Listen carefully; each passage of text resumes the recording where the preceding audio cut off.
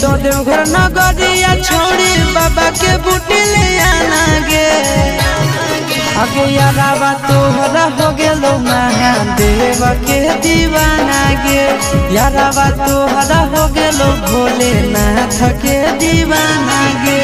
भरी जिलो में हमारी मोची सवा हमारा के पिलाना गे। भरी जिलो में हमारी मोची सवा हमारा के पिलाना गे।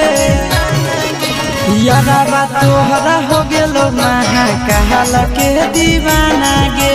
यारावा तोहरा हो गेलो बम बम भोले के दीवाना गे।